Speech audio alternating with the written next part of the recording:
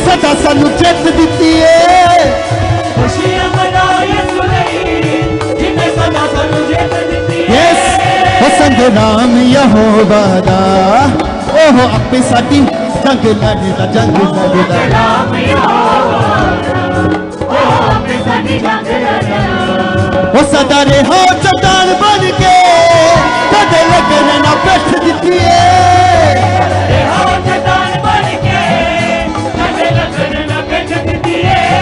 ओ सदा रहो चट्टान बन के कदे लगन ना बैठ दिती है।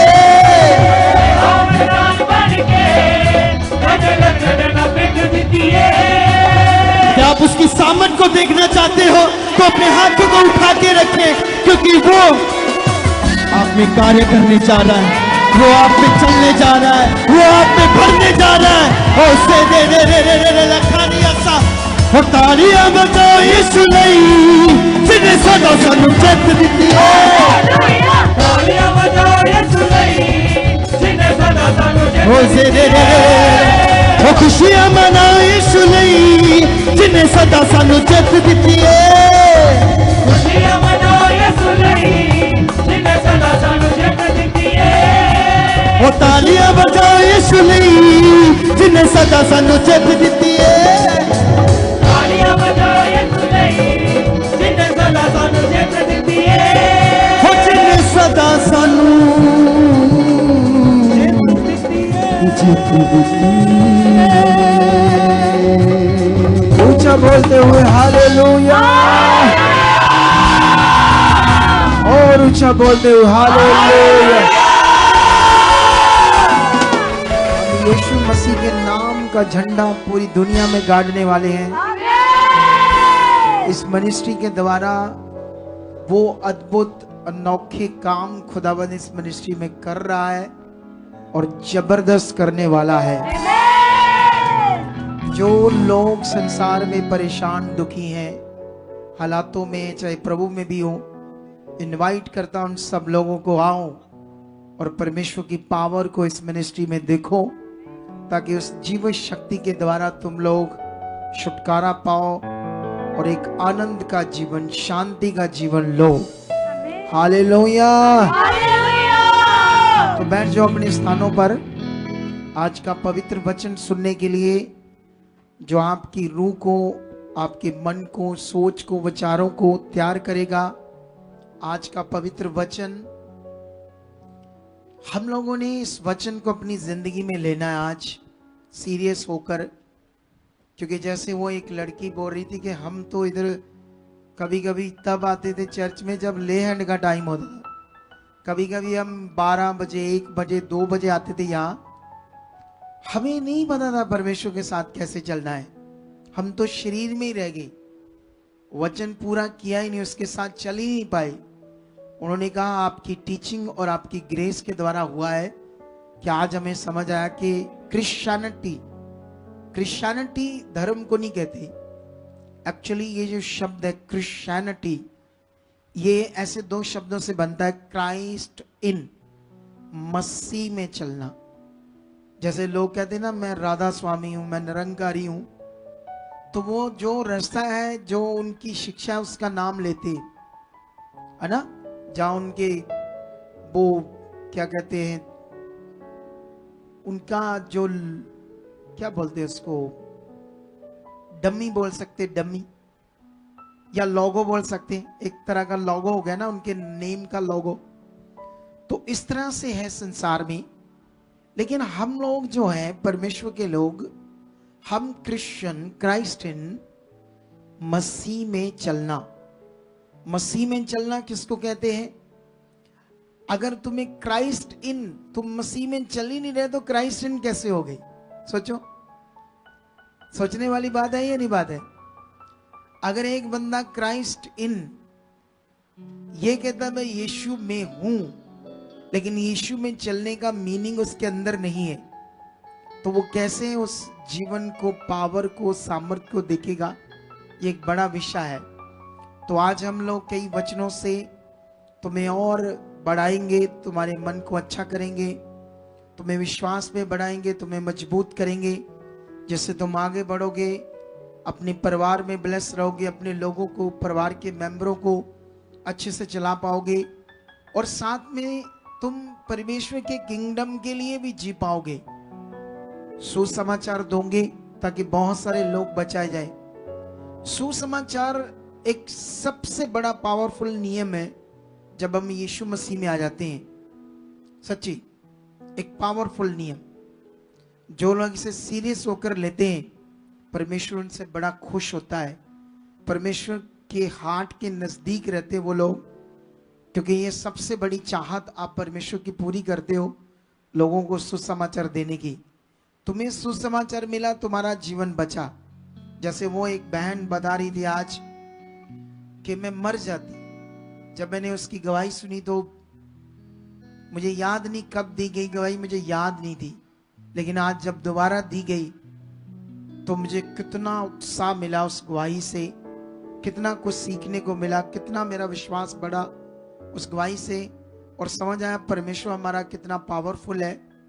वो नरक से जीवन को, बीमारियों के जीवन को, दुखों से भरे जीवन को ठीक कर देता है, अच्छा कर देता है जब हम उसके नियम को समझते हैं, उसकी इच्छा को समझते हैं। तो आई होप आज भी खुदाबंद आपके जीवनों में ऐसा कुछ बड़ा करने वाला है अपने वचन के द्वारा। आंख बंद करो और प्रार्थना करो एक छोटी सी, इस वचन के लिए, पवित्र वचनों के लिए जो तुम सुनने वाले हो।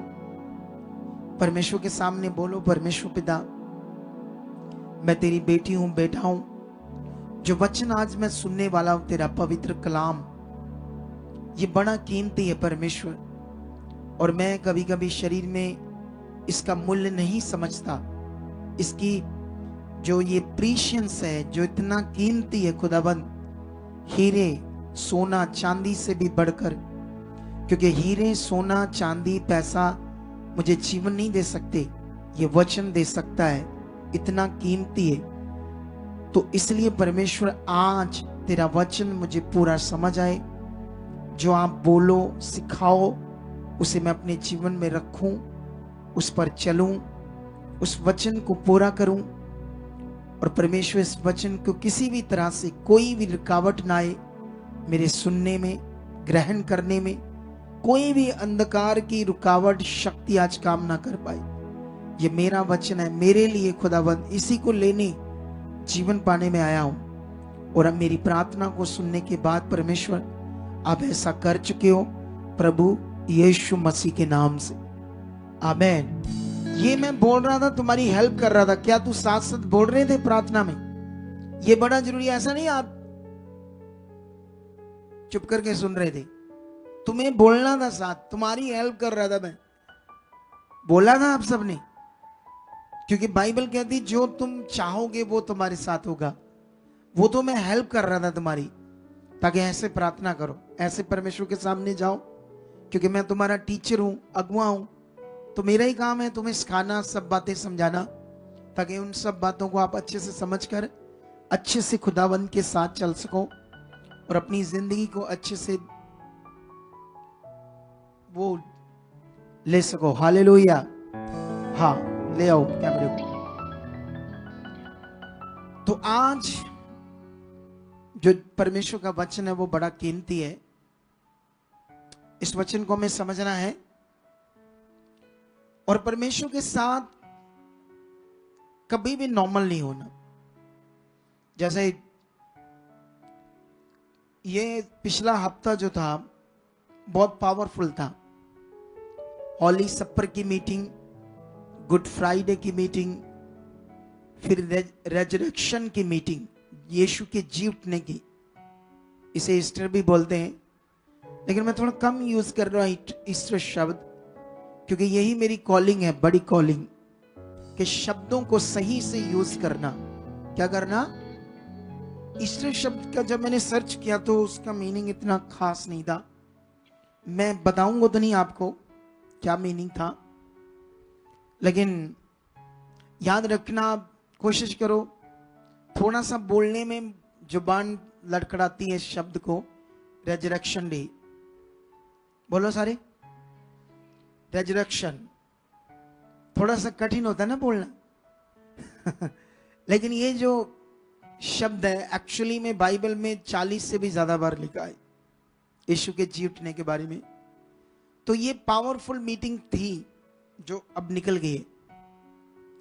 तो इसका मतलब ये नहीं कि आने वाले जो दिन है हमने ढीला पड़ना है, नो, और स्ट्रांग होना है और आगे बढ़ना है, क्योंकि जिंदगी हमें एक ही बार मिली है। चाहे इसे लेजी जियो, आम जियो या इसे खास जियो, यह हमारे खुद के ऊपर है। जब शैतान हावी होगा या उसकी नेगेटिविटी आपके जीवन में काम करेगी, आपको सुस्त करेगी, आपके मन को डंप करेगी, आपको सुस्त बनाएगी, लेजी बनाएगी नेगेटिविटी। अगर तुम परमेश्वर के सामने अंगीकार करोगे, मैं बढ़ रहा हूं, मैं वचन पूरा कर रहा हूं, यीशु नाम से हो रहा है, मैं 10 बजे से पहले बैठ रहा हूं, मैं सब आज्ञाओं को पूरा कर रहा हूं, परमेश्वर आप मेरे साथ कर चुके, मेरा मन ऐसा बन चुका है। जब ये आप अंगीकार करोगे तो परमेश्वर की पॉजिटिव पावर काम करेगी, जिसके सामने नेगेटिविटी रुक ही नहीं सकती। लेकिन ये तुम्हारे मन के ऊपर, तुम करना चाहते हो या नहीं? तुम पाप छोड़ना चाहते हो या नहीं? तुम गलत जीवन को छोड़ना चाहते हो या नहीं? तुम माड़ी आदतों को छोड़ना चाहते हो या नहीं? ये किसके ऊपर है? हमारे खुद के ऊपर है। कई लोगों को गलत वीडियो देखना बड़ा अच्छा लगता है। कई लोगों के दिमाग में होता है मेरा कोई फ्रेंड हो, मैं व्यभिचार करूं, व्यभिचार की गंदी सोचे, ये मौत है।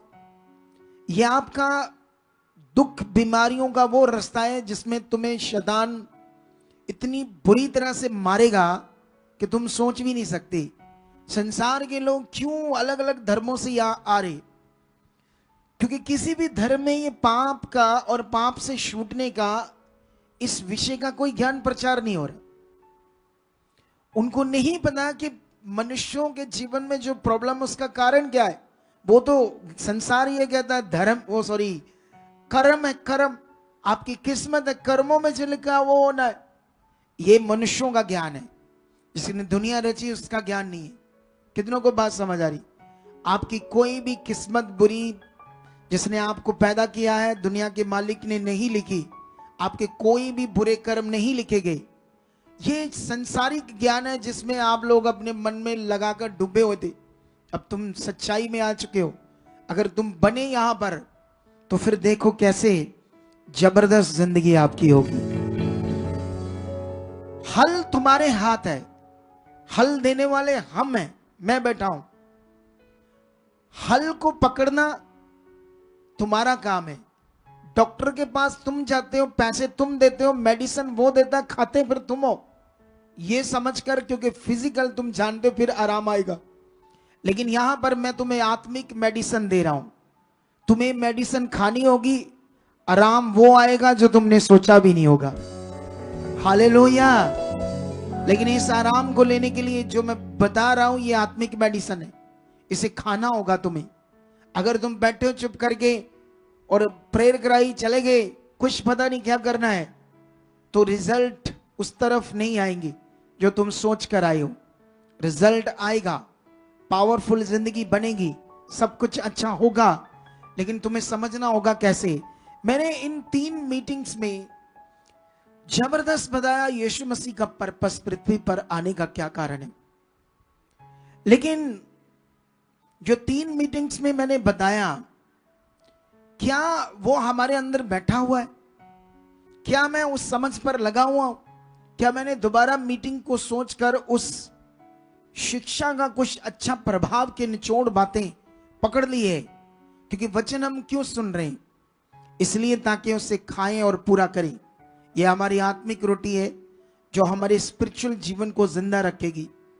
अब आज मैं तुम लोगों को गलातियों की पुस्तक से एक जबरदस्त शिक्षा देने वाला हूं, क्योंकि जो मैंने यीशु मसीह जिस काम के लिए पृथ्वी पर आया, जो काम उसने पूरा किया, अगर आप लोगों को पता ही नहीं उसने क्या पूरा किया है, क्यों यीशु मसीह का आना बड़ा जरूरी था पृथ्वी के ऊपर, है ना। यीशु मसीह जो खुदा है वो क्यों मनुष्य के रूप में प्रकट हुआ, शब्द देहधारी हुआ। ये एक जबरदस्त विषय था यीशु का आना, कि पाप का जीवन खत्म हो जाए, पवित्र और आत्मिक जीवन, और यीशु मसीह का जीवन हमारे अंदर आ जाए। और ये सब बातें समझनी है कैसे आना है। कौन सा इस समय प्रबंध है, क्या करना पड़ेगा इस जीवन के लिए। क्योंकि अगर तुम पवित्र जीवन, स्पिरिचुअल लाइफ जियोगे तो तुम्हारे अंदर परमेश्वर की पावर काम करने लगी, उसकी पावर, सामर्थ काम करने लगी। अगर तुम वो जीवन नहीं जी पाओगे तो तुम्हारे अंदर जैसे पहले कुछ नहीं था, तुम परेशान थे, दुखी थे, पत्थरों की, मिट्टी की, जानवरों की, पेड़ों की दर दर ठोकरे खा रहे थे और परेशान थे, कहां से जीवन मिले, उसी तरह से फिर सेम रहेगा। इसीलिए बहुत सारे यीशु मसीह में लोग आते हैं, अदर अदर जगह पर जाते हैं चर्चेस में। अच्छी बात है चर्चेस का होना, लेकिन साथ में उन लोगों का जो चर्चेस लगाते हैं, वो सेवक, पास्टर, उनका एजुकेट होना, स्पिरिचुअली एजुकेट होना बड़ा जरूरी है, ताकि वो लोग भी लोगों को अच्छे से परमेश्वर के साथ चला पाए। अगर वो नहीं चला पाएंगे तो आप गवाहियां तो सुन ही रहे हो, कैसे लोग आ रहे हैं हमारे पास दुखी, और कैसे जिंदगी पा रहे हैं, कैसे हालातों से बाहर जा रहे हैं। आज का वचन इट्स वेरी इंपॉर्टेंट, एक जबरदस्त वचन होगा आपके लिए, कीमती। इसे अपने मन में रखना आप लोगों ने। हम स्टार्ट करते हैं सबसे पहले एक वचन से।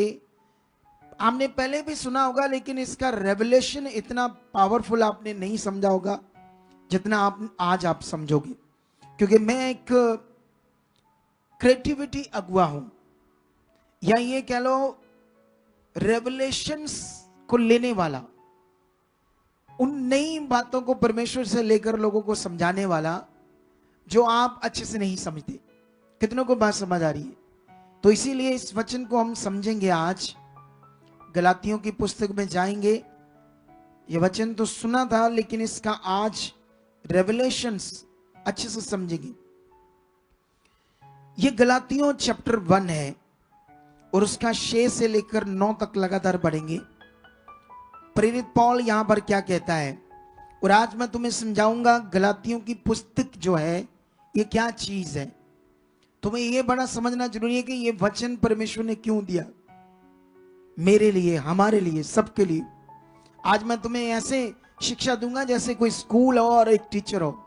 कितनों को बात समझ आ रही? आज मैं इस बुक की तुम्हें क्लास दूंगा अच्छे से।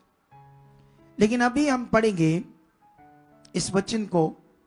मुझे आश्चर्य होता है कि जिसने तुम्हें मसीह के अनुग्रह में बुलाया।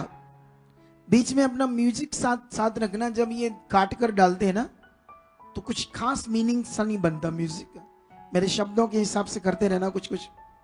हाँ, मुझे आश्चर्य होता है कि जिसने तुम्हें मसीह के अनुग्रह में बुलाया उससे तुम इतनी जल्दी फिरकर और ही प्रकार के सुसमाचार की ओर झुकने लगे।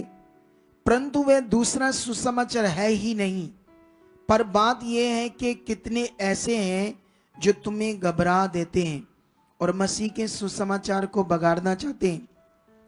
परंतु यदि हम या स्वर्ग से कोई स्वर्गदूत भी उस सुसमाचार को छोड़ जो हमने तुमको सुनाया है, कोई और सुसमाचार सुनाए तो शापित है।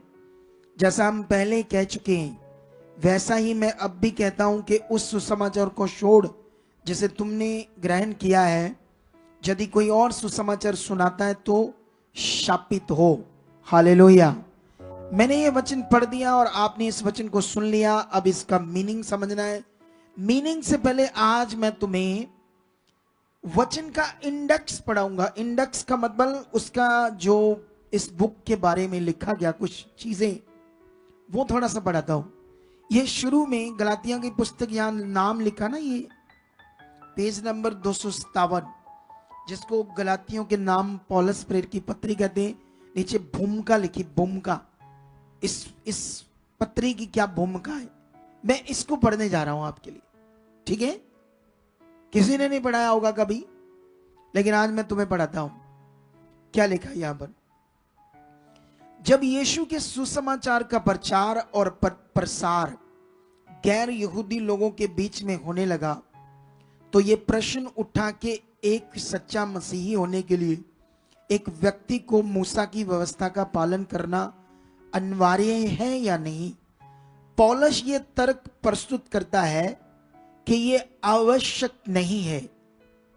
मूसा की व्यवस्था का एक मसीह जीवन जीने के लिए उसका बिल्कुल भी मूसा की व्यवस्था आवश्यक नहीं है एक मसीह जीवन जीने के लिए।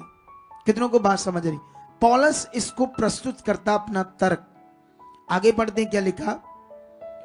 वह कहता है कि वास्तव में मसीह में जीवन का एकमात्र ठोस आधार है विश्वास। उसके द्वारा ही सभी लोगों का परमेश्वर के साथ संबंध सुधरता है। परंतु एशिया माइनर स्थित एक रोमी प्रांत गलातिया की कलीसियों के लोगों ने पौलुस का विरोध किया और दावा किया कि परमेश्वर के साथ सही संबंध के लिए एक व्यक्ति को मूसा की व्यवस्था का पालन करना अनिवार्य है। ये यहूदी लोगों ने प्रेरित पौल का विरोध किया और गलातिया की पुस्तक को लोगों ने, गलातिया के प्रांत के लोगों को जाकर नेगेटिव किया। प्रेरित पौल गलत है और तुम लोग मूसा की व्यवस्था को मानो, खतना कराओ, ऐसा ये रीति रिवाज करो, ये जरूरी है। लेकिन आगे बढ़ते क्या लिखा? गलातियों के नाम पौलुस प्रेरित की पत्री इसलिए लिखी गई थी कि वह लोग जो इस गलत शिक्षा से बहक गए थे। सोच लो, परमेश्वर की ही पुरानी शिक्षा मूसा के द्वारा दी गई व्यवस्था को यहां पर प्रेरित पौल पत्री लिखता है, क्योंकि वो उस टीचिंग से, व्यवस्था की टीचिंग से लोग भटक गए थे, आगे पीछे हो गए थे। कितनों को बात समझ आ रही? ये वचन बड़ा पावरफुल है, लाखों लोगों के पास जाना चाहिए अगर तुम बहुत ज्यादा मीटिंग को शेयर करोगे तो। और 2 दिन मीटिंग चलने के बाद काट कर इस वचन को बहुत सारे लोगों को अपने यूट्यूब, फेसबुक चैनल, इंस्टाग्राम, इन जगहों पर पोस्ट करोगे, लेकिन 2 दिन बाद, ताकि ये मीटिंग अच्छे से चल जाए। कितनों को बात समझ आ रही? ताकि ये वचन लोगों को समझ आए परमेश्वर का एक्चुअली में राज्य क्या है। वो बह गए थे, उन्हें सच्चे विश्वास और व्यवहार में वापस लाया जाए। पौलुस इस पत्री का आरंभ यीशु का एक प्रेरित होने के अपने अधिकार के समर्थन के साथ करता है। वह इस बात पर बल देता है कि एक प्रेरित होने के लिए उसका बुलाया जाना परमेश्वर की ओर से है, ना कि किसी मानवीय अधिकार से, और यह कि उसका उद्देश्य विशेषकर गैर यहूदियों में सुसमाचार प्रचार करना था। फिर वह यह कि तर्क प्रस्तुत करता है कि मात्र विश्वास ही के द्वारा लोगों का परमेश्वर के साथ संबंध सुधरता है। अंत के अध्यायों में पौलुस ये दर्शाता है कि मसीह में विश्वास के परिणाम स्वरूप उत्पन्न प्रेम के द्वारा ही मसीही चरित्र स्वाभाविक रूप में प्रभावित होता है। हालेलुया। ये वचन मैंने तुम्हें पढ़ दिया। भूमिका, ये पत्री क्यों लिखी गई, इसका मीनिंग क्या था, समझ आया या नहीं आया? आसान करके समझाऊं? बोलो, आसान करके बताऊं ताकि तुम्हारे अंदर आसानी से बैठ जाए। गलातिया के लोग परमेश्वर को नहीं जानते थे, जानवरों की पूजा करते थे, पत्थर की बनाकर मूर्तियों को पूजा करते थे। कोई उनके हिसाब से कोई मनुष्य था, वो झाड़ फूक करता था, कुछ ऐसी चीजें करता था, धार्मिक बातें करता था। वो मर गया, उसका पुतला बना दिया, कुछ कर दिया, ऐसी पूजा करते थे मनुष्यों की। ये भटके हुए लोग थे, परमेश्वर को नहीं जानते थे कि दुनिया का मालिक कौन है। प्रेरित पौल जब चुना गया, ये खुद भी पहले हम जानते कि मसीह का विरोधी था। हम जानते थे कि ये कलीसिया को उजाड़ रहा था, और यीशु मसीह इसके पास डायरेक्ट आता है और ये अंधा हो जाता है, घोड़े से गिरता है, चमत्कार देखता है, पावर देखता है, यीशु मसीह से बातें होती है। जब बातें होनी होती है, इसको वो बताता तूने क्या करना। ये जब बढ़ जाता है, इसकी मन की आंखें खुल जाती है, तो ये उसी सुसमाचार को जिसका विरोध कर रहा था, लोगों को मार रहा था, उसी का प्रचार करने लगता है। सोचो कितना पावरफुल इंसान है। ये यहूदियों की जो व्यवस्था थी, उसमें इतनी धुन लगाकर बैठा था, इतना उत्साही था, प्रभावी था। जैसे कभी कभी लोग सोचते ना, मैं इस चीज में बहुत गर्म हूं, ये ऐसे था, लेकिन इसको सच्चाई नहीं पता थी। लेकिन जब इसे पता चलता है तो ये फिर उस सच्चाई का, मसीह का सुसमाचार का प्रचार करता है और परमेश्वर अपने भेद, अपनी कुंजियां, अपनी रेवलेशंस इसके ऊपर प्रकट करना शुरू करता है और फिर ये अन्य जातियों में जाकर सच्चाई का प्रचार करता है, लाखों लोगों को बचाता है, सैकड़े देशों को बचाना शुरू करता है। ये बंदा इतना पावरफुल था और परमेश्वर इसके साथ था, इसे यूज कर रहा था। एक प्रांत गलातियों का जिसको इसने मसीह में सही विश्वास में ले आया था, शुरू से पत्थर, मिट्टी, जानवरों की पूजा, अंधविश्वास, सुपरस्टिशन, इन सब चीजों से निकालकर ये जीवित परमेश्वर के साथ उनको पवित्र आत्मा का दान मिल चुका था। उन सारे लोगों को वो आत्मा से चलने वाले बन चुके थे।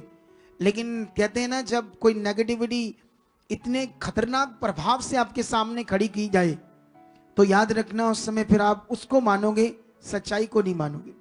कितनों को बात समझ आ रही? ऐसा ही होता है यहां पर। वो कहते हैं ये पागल है, ये बिगड़ गया, इसको क्या पता ये यहूदी धर्म में क्या असली चीज है। हम यहूदी धर्म के असली लोग हैं, हमें सब कुछ असली पता है।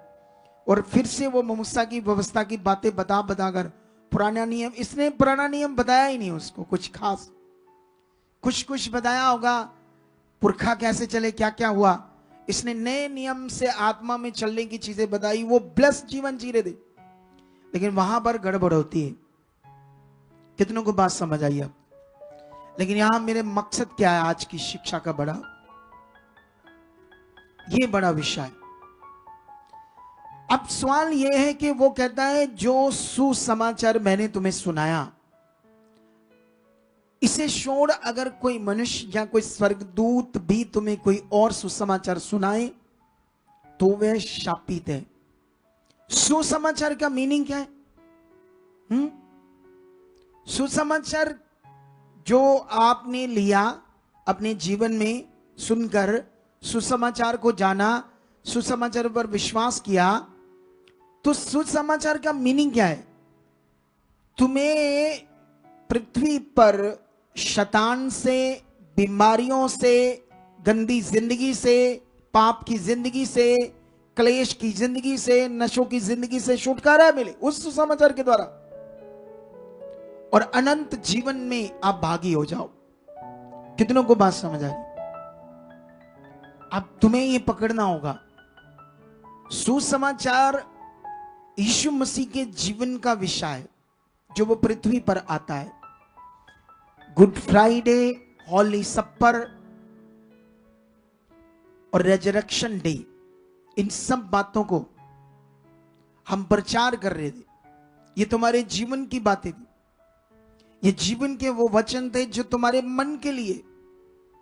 लेकिन अगर तुम्हें कोई कहता है कि तुम्हारा छुटकारा इस मटेरियल से हो जाएगा, इस वाली ओनेंडिंग से तुम्हारा छुटकारा हो जाएगा जो मैंने तुम्हें मटेरियल में डाल के दिए, तो क्या ये भी गड़बड़ वाला विषय नहीं हो जाएगा इस वचन के हिसाब से? आप बताओ। लेकिन बहुत सारे लोग मेरी बात को नहीं फॉलो करेंगे, लेकिन करोड़ों करेंगे भी, मेरा विश्वास। जो अंध भक्त बन जाएंगे वो नहीं करेंगे, जो यीशु मसीह के खोजी होंगे वो इस बात को पकड़ लेंगे। कितनों को बात समझ आ रही? अरे सुसमाचार का मीनिंग था तुम्हें जीवन मिलना, तो वो सुसमाचार की सच्चाई में जीवन मिलना है, समझना। ये मन का विषय, ना कि बाहरी शरीर पर कोई पहनना कपड़े, या शरीर पर कोई लगाने की बात, या कोई और कोई लिक्विड पदार्थ तुम्हारे बॉडी के ऊपर मैं लगा दूं। ये कोई विषय नहीं है, ये मन का विषय नहीं है। मन का विषय ये सुसमाचार। कितनों को बात समझ आ रही है?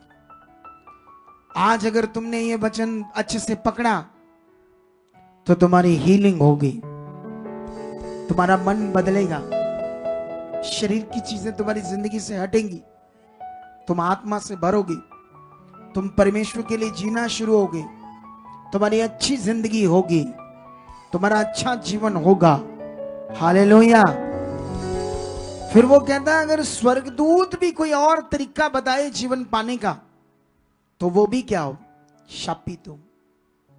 कहता है अगर स्वर्गदूत भी कोई दूसरा तरीका बताता है तुम्हें कि तुम्हें ऐसे जीवन मिलेगा, ऐसे डिलीवरेंस मिल जाएगी, ये करने से मिल जाएगी, ये मटेरियल इस चीज से तुम्हारा डिलीवरेंस हो जाएगा।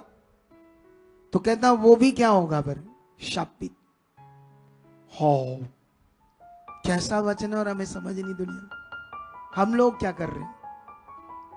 फिर लास्ट में वो एक बड़ी बात करता है, 10 में कहता है, अब मैं क्या मनुष्यों को मनाता हूं या परमेश्वर को? क्या मैं मनुष्यों को प्रसन्न करना चाहता हूं? यदि मैं अब तक मनुष्यों को ही प्रसन्न करता रहता तो मसीह का दास ना होता। मैं एक टाइम में अपने मत में, वो जानते कैसे, थोड़ा सा आगे पढ़ते हैं, वो लिखता है ये बात, इसी का थोड़ा सा आगे पढ़ता हूं, 1 का 12 से 11 से पढ़ते हैं। हे भाइयों, मैं तुम्हें बताए देता हूं कि जो सुसमाचार मैंने सुनाया है वह मनुष्य का नहीं, क्योंकि वह मुझे मनुष्य की ओर से नहीं पहुंचा और ना मुझे सिखाया गया, पर यीशु मसीह के प्रकाशन से मिला। यहूदी मत में जो पहले मेरा चाल चलन था उसके विषय में तुम सुन चुके हो कि मैं परमेश्वर की कलीसिया को बहुत ही सताता और नष्ट करता था, अपने बहुत से जाति वालों से जो मेरी अवस्था के थे यहूदी मत में अधिक बढ़ता जाता और अपने बाप दादों की परंपराओं के लिए बहुत उत्साही था। कितनों को बात समझ आ रही? वो कहता मैं जो पहले करता था उसमें मैं इतना सरगर्म था कि परमेश्वर की कलीसिया को, यीशु की कलीसिया को भी मार रहा था, नष्ट कर रहा था। लेकिन जब मुझे सुसमाचार मिला तो मैंने उन मनुष्यों को, उन बाप दादों को, अपने माता पिता को, अपने लोगों को, उन पुराने अगुओं को खुश नहीं किया। उनको मैंने खुश नहीं किया। उनकी वो रीति रिवाज, व्यवस्था, चीजें सब कुछ छोड़कर मैं असली चीज में लग गया। हालेलुया। कितनों को बात समझ आ रही? कहता जो सुसमाचार मैंने तुम्हें सुनाया वो मनुष्य से नहीं मुझे मिला, ना मुझे सिखाया गया, डायरेक्ट यीशु मेरे पास आया, उसी ने मुझे दिया, उसी ने मुझे बताया। पुरानी व्यवस्था, रीति रिवाज कुछ नहीं।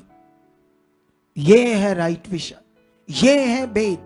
ले भेद, ले भेद, ले भेद। वो भेद मुझ पर प्रकाशन करता गया और मैं बढ़ता गया। और इस सुसमाचार को जो मैंने तुम्हें बताया, अगर स्वर्गदूत भी बताए कोई और सुसमाचार, कोई और तरीका डिलीवरेंस, छुटकारे का, अनंत जीवन पाने का, तो वो भी शापित हो। कहता मैं मनुष्यों को अब खुश नहीं करता। मैंने अपने बाप दादों को, अपने माता पिता को, जो अभी भी उस धर्म में शदाई बने पड़े थे और वो उसी रीति रिवाजों में लगे हुए थे, उसी को कर रहे थे, लेकिन मैंने उनको खुश नहीं किया। अगर मैं उनको खुश करता, कहता फिर मैं परमेश्वर का दास नहीं होता। आज अगर मैं परमेश्वर का दास हूं तो मैंने खुदा को खुश किया है। अगर आज आपने जीवन पाना है तो खुदा को खुश करना है, उसका वचन पूरा करना है, ना कि इमोशनली रीति रिवाजों में रहना है। कितनों को बात समझ आ रही है आज? हालेलुया। उसके बाद क्या होता है, इन वचनों को हम थोड़ा सा और अच्छे से समझेंगे, क्योंकि ये वचन हमारे लिए समझने क्यों जरूरी है, क्योंकि ये एक बड़ा विषय आज हमारे लिए। इसके बाद मैं, अगर तुम यहां से पढ़ना स्टार्ट करोगे तो कई सारा विषय है, क्योंकि मैंने शुरू में तुम्हें समझाया, इस पत्री का मैं तुम्हें आज क्लास दे रहा हूं।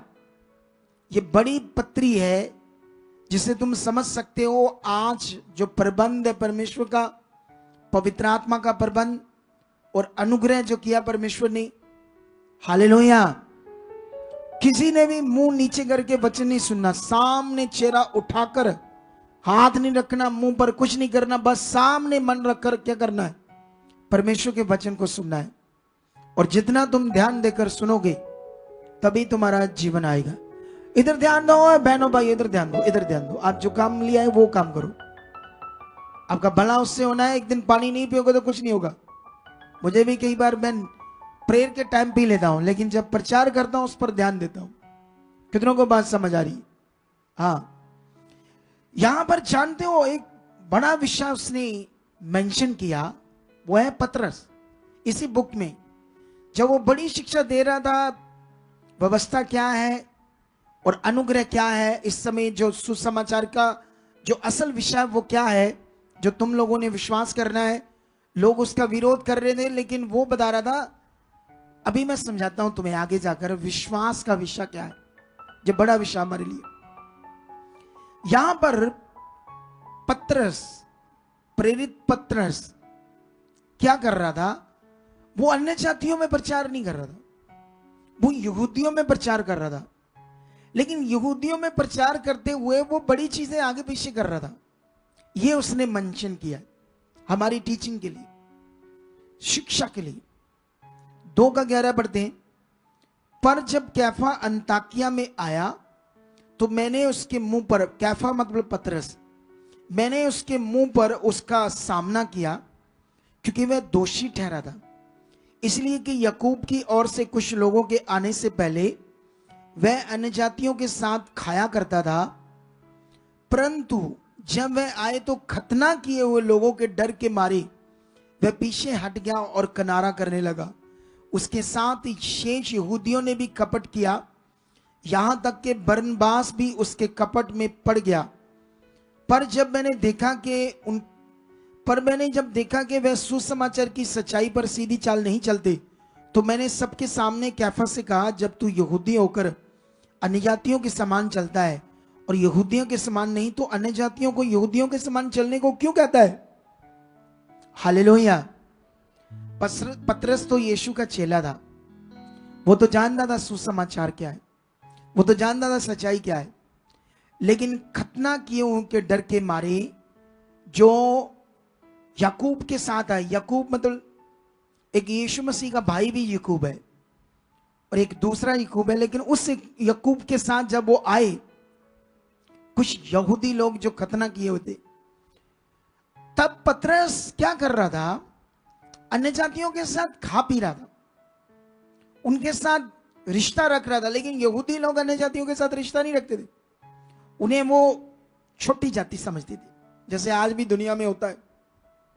बड़ी जाति छोटी जाति को कुछ नहीं समझती, उनके साथ अच्छा व्यवहार नहीं रखते, अपने आप को समझते हम अच्छी जाति के लोग हैं। सांस तुम दोनों को एक ही देता है परमेश्वर, उसने कोई छोटी बड़ी जाति करके नहीं बनाया। सारे मनुष्यों को क्या बनाया? एक समान बनाया, एक ही लीवर, एक ही हार्ट, एक ही किडनियां, सारे जो फंक्शन है बॉडी के एक समान है। एक ही ऑक्सीजन से, सांस से जिंदा है, एक ही सूरज, एक ही पृथ्वी, एक ही पानी जो निकाल कर हम पीते हैं। ये तो इधर धर्मों में जात पात ने तुम्हें बांट दिया और तुम्हें सही से समझ नहीं आया परमेश्वर कौन है। ऐसा ही कुछ चल रहा था यहूदियों में, और ये सच्चाई तो जान गया था कि ये अब नहीं है, ये पक्षपात नहीं है मनुष्यों के साथ, सब मनुष्य परमेश्वर ने मसीह में एक कर दिए। लेकिन ये कुछ गड़बड़ कर रहा था, और जिससे कुछ लोगों ने इसको देखकर पाप किया, कुछ गड़बड़ की, कुछ सुसमाचार के ऊपर आगे पीछे हो रहे थे। और तब इसने सबके मुंह के सामने कहा कि तुम सुसमाचार की सीधी चाल पर नहीं चलते, तुम रीतियों को भी मिक्स करते हो, कुछ चीजों को आगे पीछे करते हो। लेकिन यह बड़ा विषय था कि प्रेरित पौल किसी भी तरीके से अब कोई भी कॉम्प्रोमाइज नहीं करता किसी के साथ, वो जैसा खुदा ने कहा वैसा चलता है। कितनों को बात समझ आ रही है आज? हालेलुया। ये बड़ा विषय हमारे लिए, खुदा हमारे साथ है। जीवन जैसे मिलना तुम्हें ध्यान देना है। यहां ये वचन तुम्हें मेरा समझाने का मतलब था कि उस समय जब यीशु मसीह स्वर्ग में चला गया जिंदा होने के बाद, बहुत सारा प्रचार हुआ व्यवस्था को लेकर, पुराने नियम को लेकर, रीति रिवाजों को लेकर, और नए नियम का जो विश्वास का कानून, जो पवित्र आत्मा का प्रबंध, जो परमेश्वर का अनुग्रह था, इसका डिफरेंस तब भी बड़ा कठिनाई से समझ आ रहा था लोगों को। अभी तो दुनिया में पता ही नहीं क्या क्या हो गया, क्रिश्चियनिटी में भी क्या क्या हो गया। हालेलुया। लेकिन यहां पर हम और आगे बढ़ते हैं। यहां पर वो विश्वास का ज्ञान देता है। अगर 3 की 1 में पढ़ोगे तो वो समझाता है, निर्बुद्धि गलातियों, तुम्हें किसने डाइवर्ट कर दिया, आगे पीछे कर दिया? तुम मुझे ये बताओ। उसने ये उन्हें समझाया गलातियों के लोगों को कि जब तुमने पवित्र आत्मा को पाया, जब जीवन पाया, जब छुटकारा पाया, तो क्या तुमने विश्वास से पाया या रीतियों से पाया? या व्यवस्था से पाया या मटीरियलिस्ट चीजों से पाया, ऐसे वो बात कर रहा है। तुम कैसे निर्बुद्धि हो, मैंने डायरेक्ट तुम्हें आकर वो सुसमाचार सुनाया जो अभी भी अच्छे से क्लैरिटी में यहूदियों के बीच में समझ नहीं आ रहा, लेकिन मैंने तुम्हें दिया। तुम नहीं थे, शुरू में तुम्हारी नींव पक्की होगी क्योंकि तुम्हें पुराना जो यहूदियों का नियम था, व्यवस्था थी, तुम्हें उसके बारे में पता ही ना। तो मैंने तुम्हें रियलिटी में वो चीज दे दी जिससे तुमने जीवन पाया है। तो तुम अब जीवन पाकर आत्मा से शुरू कर क्या शरीर से अंत करोगे? हालेलुया। कितने लोगों को बात समझ आ रही है? और यहां पर वो एक बात लिखता बड़ी जबरदस्त, इसको पढ़ते हैं 3:10। इसलिए जितने लोग व्यवस्था के कामों पर भरोसा रखते हैं वह सब शाप के अधीन है, क्योंकि लिखा, जो कि व्यवस्था की पुस्तक में लिखी हुई सब बातों के करने में स्थिर नहीं रहता वह शापित है।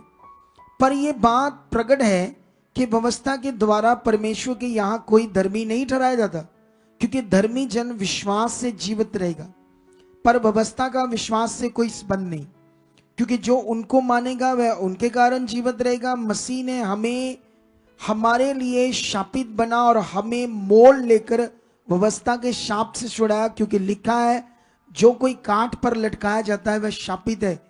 हालेलुया। अब ये जो मैंने तुम्हें पढ़ाया है इसको समझ लो आसान भाषा में। पुराने नियम के अकॉर्डिंग जो व्यवस्था दी थी 616 आज्ञाएं थी। प्रेरित पौल कहता है अगर एक भी उसमें से 2 या 4 भी छूट जाए तो तुम शापित हो, कंप्लीट नहीं हुआ तुम्हारा धार्मिकता। हालेलुया। अकॉर्डिंग टू पुराना नियम अगर तुम 616 में से, वैसे तो कोई कर ही नहीं पाते थे वो लोग, इसीलिए इतनी गड़बड़ थी पुराने नियम। उसको पूरी की पूरी आज्ञाओं को मानना था लेकिन वो कर नहीं पाते। कहता है फिर अगर नहीं करते, एक भी छोड़ देते तो शापित हो तुम। सच्ची उनके लिए कठिन था उसको करना, बहुत कठिन था। आज भी दुनिया संसार में जो कर रही है वो कठिन है, लेकिन जो खुदा के साथ है, जो हमारे विश्वास के साथ, वो कठिन नहीं है। खुदा ने तुम्हें बहुत कुछ आसान करके दिया है, लेकिन वो आत्मिक है जो आसान है। शारीरिक आज भी आसान नहीं। कितनों को बात समझ आ रही है? हालेलुया। मैं एक पास्टर की बात सुन रहा था, वो कह रहा था कि जब तुम उपवास करते हो तो उपवास 40 कर लेते हो, फिर तुम शरीर में चले जाते हो और प्रार्थना नहीं कर पाते। तुम्हें अपनी ऐसी आदत बनानी है कि बिना उपवास से प्रार्थना करने वाले बन जाओ। वैसे वो पास्टर व्यवस्था का प्रचार करने वाला ही, लेकिन मैं उसको देख रहा था थोड़ा सा, ये वचन को कैसे प्रचार कर रहा है, कैसे खिचड़ी बन रही वचन की। कितनों को बात समझ आ रही? हालेलुया। लेकिन आज हमें समझना होगा एक्चुअली में विश्वास का कानून क्या है। ये क्या है विश्वास? जो परमेश्वर कहते करो, जो यीशु मसीह ने कहा इस पहाड़ को भी कहो उखड़ और समुद्र में जा पड़, और मन में संदेह ना कर, जो बोलता है तू वो तुम्हारे लिए हो जाएगा। ये तुम्हारा विश्वास से बोलना है। कितनों को बात समझ आ रही है? आज मैं तुम्हें इसके बारे में थोड़ा समझाऊंगा, लेकिन इस टॉपिक को पहले खत्म कर लूं, ठीक है? लेकिन सच्ची मुच्ची पुराने नियम में लोग शाप के अधीन थे, वो निकल ही नहीं सकते थे उस शाप से, क्योंकि व्यवस्था के अधीन थे और व्यवस्था को कर ही नहीं पा रहे थे, कठिन थी। फिर भी परमेश्वर कुछ कुछ प्रोटेक्ट कर रहा था, कुछ कुछ, ज्यादा नहीं। कितनों को बात समझ आ रही? लेकिन यहां पर वो कहता है कि हमारे लिए यीशु मसीह शापित बना, वो शापित बना। उसने व्यवस्था के चीजों को अपना जीवन देकर उससे तुम्हें छुड़ा लिया, अपना जीवन देकर काठ पर चढ़कर उस काम को पूरा करके जिससे तुम अब मोल लिए गए हो, तुम्हें व्यवस्था से छुड़ा लिया है ताकि तुम विश्वास से जियो। कितनों को बात समझ आ रही है? ये बड़ी पावरफुल टीचिंग है जिसे आज तुम्हें समझना होगा, लेकिन इसको मैं समझाने की कोशिश करूंगा ताकि तुम लोग आज अच्छे से समझ पाओ व्यवस्था, रीति रिवाज और आपका फेथ क्या विषय है। देखो, जितनी भी हम रीतियां करते हैं वो शरीर से करते हैं, और जितनी भी रीतियां करते हैं हम करते हैं, लेकिन विश्वास का मतलब होता है कोई मुझे जीवन दे रहा, मैं उस पर क्या कर रहा हूं, विश्वास। कोई मेरे लिए काम पूरा कर रहा है, कोई मेरे पाप की मौत अपने ऊपर ले रहा है, कोई मेरी सजा को अपने ऊपर ले रहा है, कोई मुझे जीवन दे रहा है, धार्मिक जीवन, छुटकारे का जीवन, अनंत जीवन, कोई मुझे सब कुछ दे रहा है और मैं उस पर क्या कर रहा हूं, विश्वास कर रहा हूं। ये क्या हुआ, ये पावरफुल विषय। हालेलुया। रीतियों का मतलब मैं कर रहा हूं, और उससे हमारे अंदर क्या आता है, घमंड। मोस्टली जो उपवास करते ना उनको घमंड आना ही आना, क्योंकि उनको लगता है मैं भूखा रहा हूं परमेश्वर के सामने। भूखा बाखा भी कोई खास नहीं रहते, सुबह खाना नहीं खाते, शाम को खा लेते ढिड भर के, फिर सारा काम बराबर हो जाता है। और परमेश्वर ने अब नए नियम में कुछ कठिन कहा ही नहीं हमने। कितनों को बात समझ आ रही है?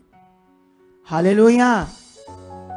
ये विश्वास का कानून तुम्हें समझना होगा। इसीलिए वो कहता है कि तुमने जो सुसमाचार मैंने तुम्हें दिया, उसको छोड़ कोई दूसरा सुसमाचार नहीं है। जीवन पाने का दूसरा रास्ता नहीं है, कोई दूसरा तरीका नहीं। सुसमाचार कोई और, तुम्हें स्वर्गदूत भी कोई और तरीका बताता है जीवन पाने का, तो वो भी शापित हो। तुमने आत्मा से शुरू करके शरीर से अंत करोगे, फिर से शरीर की रीतियां करोगे। कितनों को बात समझ आ रही? मैंने शुरू में भूमिका बढ़ाई, उसमें भी ये लिखा था कि जो हमारा परमेश्वर के साथ कनेक्शन है वो विश्वास से, पवित्र आत्मा से। जब पवित्र आत्मा आपके अंदर काम करता है, जब तुम सुसमाचार विश्वास करते हो, यीशु को समझते हो, यीशु क्यों आया, ये सारा मैटर जो मैंने इन दिनों में तुम्हें समझाया, गुड फ्राइडे और रेजरेक्शन डे पर, उन शिक्षा को दोबारा सुन, उससे ध्यान दो, उस पर क्या क्यों आया यीशु, क्या है सुसमाचार, उन बातों पर ध्यान दो। फिर आज्ञाओं को आत्मा के द्वारा मानना शुरू कर दो, वो भी आत्मा की आज्ञाएं, स्पिरिचुअल बातें, ये अंदर के विषय, जैसे जैसे पाप ना करना, गलत ना करना, बुराई ना करना, बुरा देखना ना, ये सब कुछ अंदर है, बाहर तो कुछ भी नहीं। यीशु मसीह को एक बार कुछ कहता है कि तेरे चेलों से झगड़ा खा रहे थे खाने पीने के विषय में, तो यीशु मसीह उन्हें समझाता है कि जो तुम खाते हो वो तो अंदर जाता है पेट में और संडास से बाहर जाता है, खत्म कहानी। वो तुम्हें अशुद्ध नहीं करता, तुम्हारा भोजन अशुद्ध करता है तुम्हारे अंदर के विचार, जो भी तुम्हारे अंदर चल रहा है। हमारे अंदर इतना नेगेटिव चीजें चल रही है, शैतान की इच्छा इतनी चल रही है, तो जीवन कैसे मिलेगा? बोलो। हम पैर पैर पर डाउट कर रहे हैं। परमेश्वर हमारी जिंदगी में उस तरफ नहीं है, हमारे विश्वास के अंदर, हमारी सोच के अंदर, मन के अंदर उस तरफ नहीं है जितना वो शक्तिशाली है। अगर मुझे पता है तो इसीलिए मैं बहुत सारे लोगों को छुड़ा रहा हूं। हालेलुया। कई बार मैं विश्वास से लोगों को हील करता हूं, वो लोग विश्वास नहीं भी करते, लेकिन स्पिरिट मुझे कहता है हाँ ये होगा, कर विश्वास, अपना भरोसा रखकर भरोसे के साथ बोल।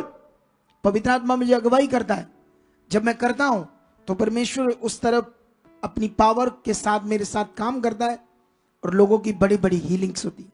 कितनों को बात समझ आ रही है? आज समझ आया या नहीं आया? हालेलुया।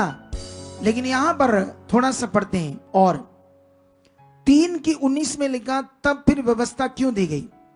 वह तो अपराधों के कारण बाद में दी गई कि उस वंश के आने तक रहे। वंश मतलब यीशु मसीह के आने तक रहे व्यवस्था, जिसको प्रतिज्ञा दी गई थी, और वह स्वर्गदूतों के द्वारा एक मध्यस्थ के हाथ ठहराई गई। मध्यस्थ तो एक का नहीं होता, परंतु परमेश्वर एक ही है।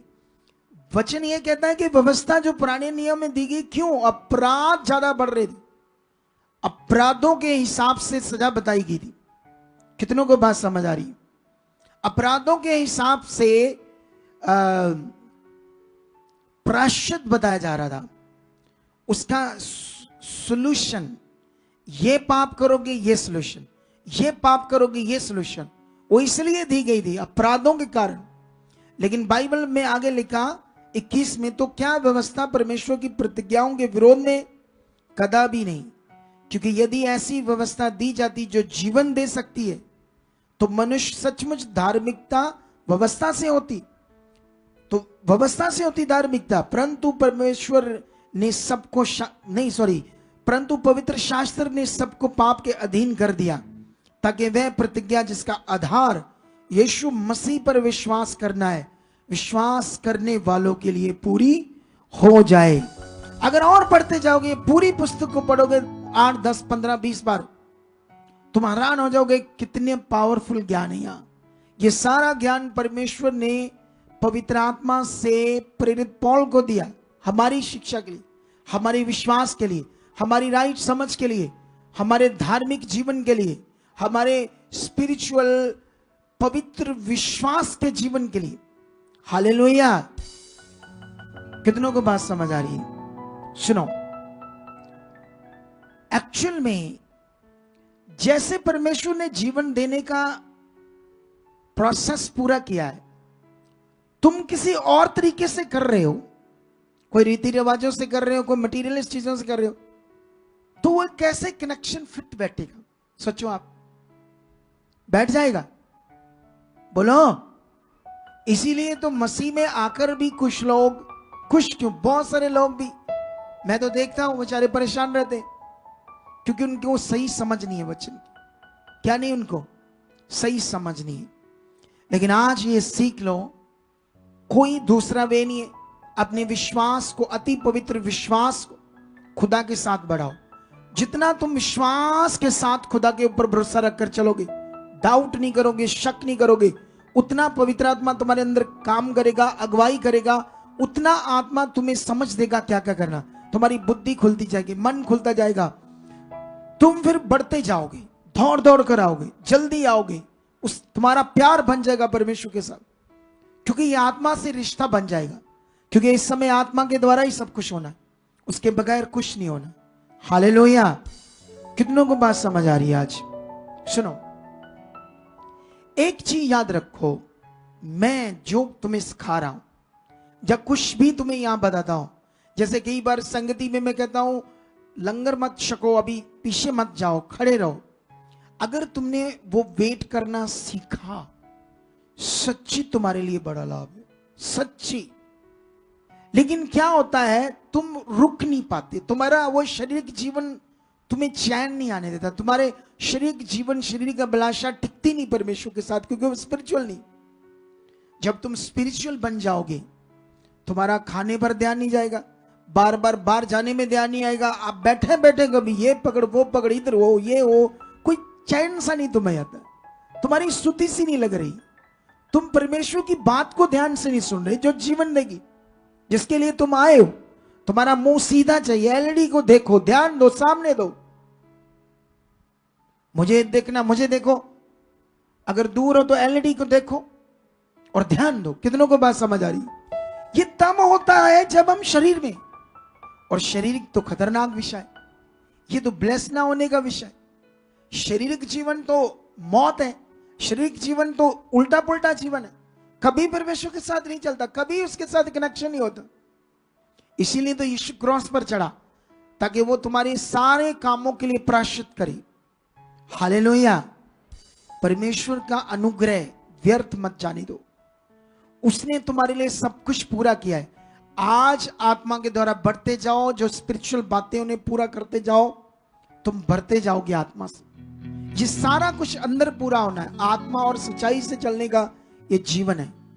लेकिन यहां पर आज रुकना सीखो, समझो, आपकी जिंदगी ब्लेस होगी जबरदस्त। जो मैं बोल रहा हूं, अगर तुमने ध्यान दिया तो तुम संगति को एंजॉय करो, जैसे मैं करता हूं। मैं गवाहियों को एंजॉय करता हूं, वर्शिप को एंजॉय करता हूं, वचनों को, संगति को। ये एंजॉय करना का टाइम होता है, ऐसे एंजॉय। आनंद। अगर इधर बैठे चुप कर गए,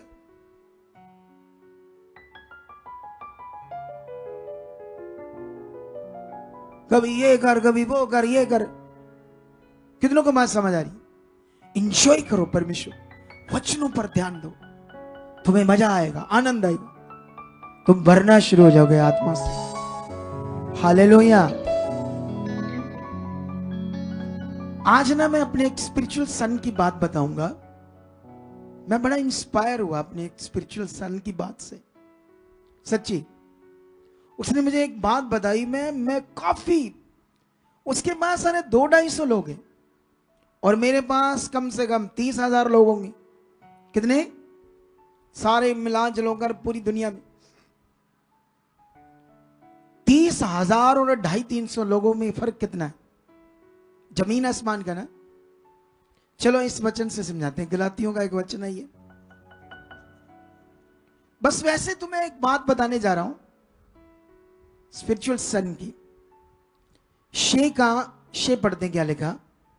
जो वचन की शिक्षा पाता है अपने अगुए से, वह सब अच्छी वस्तुओं में सखाने वालों को भागी करे। हालेलुया। क्या वचन कह रहा है? वचन कहता है जो अपने अगुए से शिक्षा पाता है वह अपनी सारी अच्छी वस्तुएं जो परमेश्वर से स्टेप बाय स्टेप देता जाता है उसमें अपने अगुए को क्या करे? भागी करे। जब मैं उससे बैठा, उसने बताया ये जो मेरे पास गाड़ी है, ये एक हमारी बलीवर है, वो बड़ी मर रही थी, परेशान थी, हालातों में थी, दुखों में थी, बड़ी बड़ी मिनिस्ट्रियों में जा रही थी, लेकिन उससे जीवन नहीं मिला।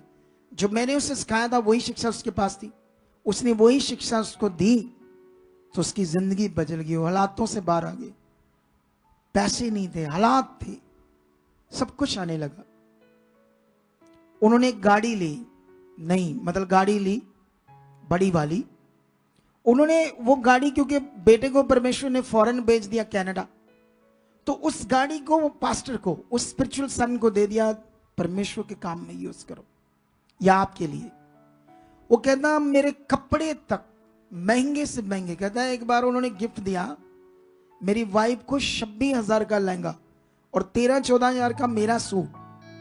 मैंने सोचा अच्छा ऐसा कर रहे थे लोग, तेरे ऐसा उसका मन है, ये काम, ये चीजें, इतना पैसा, ये हर चीज में शामिल करते। हालेलुया। कितनों के लोगों को बात समझ आई? मैं ये नहीं कहता कि आप मेरे लिए करो, मेरे पास सब कुछ है। मैं एक बात से उत्साहित हुआ कि उसके अंदर ये वचन की वैल्यू कितनी बैठी। वो खुद बहन कहती कि मैं ये वचन पूरा कर रही हूं। ये वचन लिखा है कि जब हमारे पास अच्छी वस्तुओं आने का कारण आप हो तो हम इसका आनंद अकेले को मनाएं, आपको साथ लेकर मनाएंगे। कितनों को बात समझ आ रही है? हालेलुया। लेकिन मैं ये नहीं कह रहा आप मेरे लिए करो, मेरे पास तो ऑलरेडी बड़ा कुछ है। लेकिन मैं तो उन लोगों को वचन दे रहा हूं जो लोग शरीर में रहते हैं, सिर्फ फायदे के लिए आते अकेला। कितनों को बात समझ आ रही? खुदा तुम्हें बहुत देगा इस मस्त के। बाइबल कहती तुम्हारे पास रखने के लिए था नहीं होगी। लेकिन आज इस टीचिंग को पकड़कर आपने चलना है, क्योंकि मैं आज तुम्हें डिफरेंस समझा रहा था, एक ही बुक से कुछ बातें समझा रहा था। क्योंकि तुम्हारे जीवन में तुम्हारा विश्वास जो है खुदा के ऊपर, ये बड़ा पवित्र विषय है। इस विश्वास के साथ कोई एफर्ट्स नहीं लगता, ये अकेला विश्वास है जिसको करके शद्रक मेशक अबेदनगो आग में नहीं जला। कितनों को बात समझ आ रही? इसी विश्वास के साथ समुद्र 2 भाग हो गया। इसी विश्वास के साथ एलिया ने एक मरे हुए लड़के को जिंदा कर दिया। इसी विश्वास के साथ लंगड़े को, जो भवन के बाहर बैठा भीख मांग रहा था, पतरस और यूहन्ना ने उससे लंगड़े को हील कर दिया। इसी विश्वास ने यहोशू ने सूरज को पूरा एक दिन रोक दिया। दुनिया को आज तक समझ नहीं आ रहा साइंस में क्या चल रहा है। ये जो टाइम है ना, टाइम जिसको तुम ईस्वी या ऐसे करके बात करते, जितना टाइम है ये भी परमेश्वर और यीशु मसीह के जीवन के साथ संबंध रखता है। ये टाइम, हालेलुया, पूरी दुनिया टाइम को अपने जीवन में टाइम देखती, टाइम, ये टाइम भी यीशु मसीह के साथ है। बाइबल कहती एडी और दूसरा कौन सा, बीसी, बिफोर क्राइस्ट। यीशु मसीह के पहले का टाइम बिफोर क्राइस्ट, उसको कैसे लेते हैं लोग, और एडी यीशु मसीह के बाद का जो टाइम है, ये भी उसके जीवन के साथ उसी से शुरू होता है। टाइम भी यीशु मसीह से शुरू होता है। हालेलुया। सारा टाइम जो है, कितना पावरफुल विषय आज हमारे लिए। तो इसीलिए अपना आज से मन पक्का करो, आज से खुदाबंद में अपनी जिंदगी जीने के लिए रेडी हो जाओ। आज से अंगीकार करो, प्रैक्टिकल करो परमेश्वर के साथ धार्मिक जीवन जीने के लिए। क्योंकि जो तुम परमेश्वर के सामने बोलोगे, अंगीकार करोगे, वो खुदा तुम्हारे साथ करेगा। बड़ा आसान है कि जो तुमसे नहीं हो रहा बोलो, धन्यवाद मैं जल्दी आ रहा हूं, धन्यवाद मैं वचन पूरा कर रहा हूं, धन्यवाद मैं बो रहा हूं, धन्यवाद मैं ये वचन पूरा कर रहा हूं। परमेश्वर आपकी आत्मा के द्वारा हो चुका है। आप कुछ दिन करो, वो हो जाएगा। करना ही नहीं चाहोगे शरीर में तो कैसे होगा। मैं बहुत बोना चाहता हूं, मैं अच्छे से चलना चाहता हूं, मैं टाइम से पहले आकर बैठूंगा, मैं पाप, गंदी चीज, क्लेश, झगड़ा कुछ भी गंदा नहीं करूंगा, मैं सब पवित्रता ही में रहूंगा, खुदा मेरे साथ कर चुके।